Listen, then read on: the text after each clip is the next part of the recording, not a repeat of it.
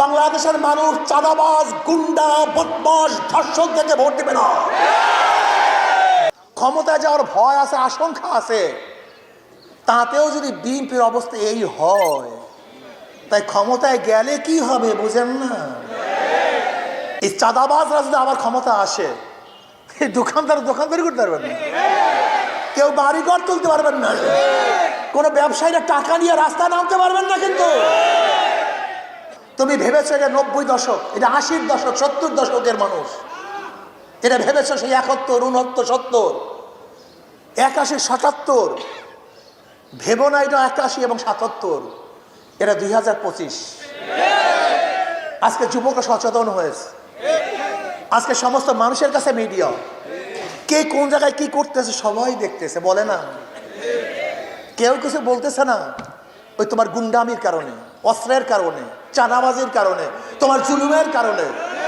কিন্তু যখন বুথের মধ্যে ঢুকবে, কেউ থাকবে না, তখন দেখবো অবস্থাটা কি হয়। অপেক্ষা করো।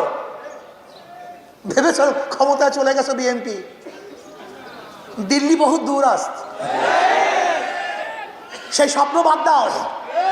আমি চ্যালেঞ্জ দিয়ে বললাম, লিখে রাখেন, বাংলাদেশের মানুষ চাঁদাবাজ, গুন্ডা, বদমাশ, ধর্ষক থেকে ভোট দিবে না, দিতে পারে না।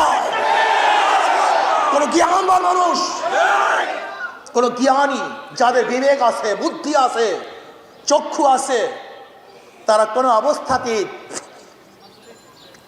নিজেকে ধ্বংসের বুকে ফেলে দিতে পারে না। এই জনগণ, ভোটাররা এখনো ক্ষমতায় যায় নাই, ক্ষমতায় যাওয়ার ভয় আছে, আশঙ্কা আছে। তাতেও যদি বিএনপির অবস্থা এই হয়, তাই ক্ষমতায় গেলে কি হবে বুঝেন না?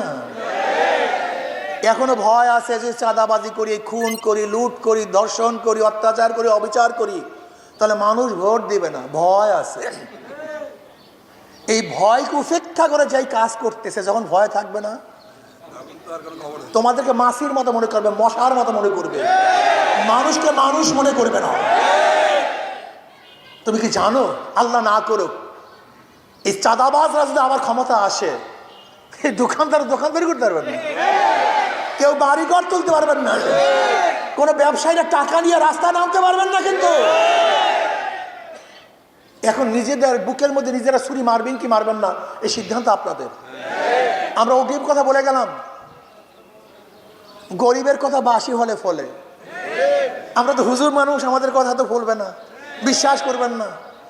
আমি অনেক আগেই বলেছিলাম, যারা টক শো করেন, আপনারা ভেবেছেন বিগত দিনের রেজাল্ট দেখে। আমাকে এক সাংবাদিক প্রশ্ন করছে, বিএনপির এত ভোট, এত ভোট, এত ভোট। আমি বলি, বিএনপির তো কোনো ভোট নেই। সে আশ্চর্য হয়ে গেছে, হুজুর এত ভোট পেয়েছে। আমাকে বিএনপির কোনো ভোট নেই। এই ভোট একসময় ছিল মুসলিম লীগের। মুসলিম লীগের ভোটের পরে ওই ভোট চলে আসছে আওয়ামী লীগের। আওয়ামী লীগের পরে ভোট চলে আসছে বিএনপির। বিএনপির পরে ভোট চলে আসছে জাতীয় পার্টির। এবার জোটের ভোট, তার মানে ভোট পরিবর্তনশীল, কেউ জন্ম দেয়া ভোট নাই। ভোটাররা সবসময় দেখবে কার কাছে তার জানমালের নিরাপত্তা আছে।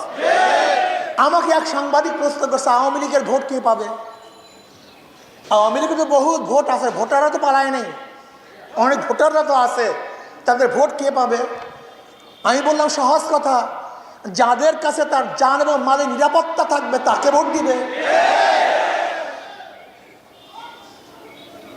একজন ব্যক্তি কেন ভোট দেয়? আমি ভোট কাকে দেব?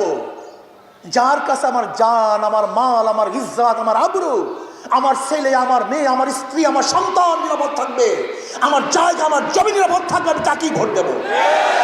অন্য কাউকে ভোট দিতে পারে না। ইসলামী আন্দোলন বাংলাদেশ বিশ্বাস করে, আগামীতে ইনশাআল্লাহ তোমরা যে অঙ্ক করছো, আগের হিসাব শেষ হয়ে গেছে। কারণ ডিজিটাল যুগ, অ্যানালগ সিস্টেম বাদ, যুগই পরিবর্তন হয়ে গেছে।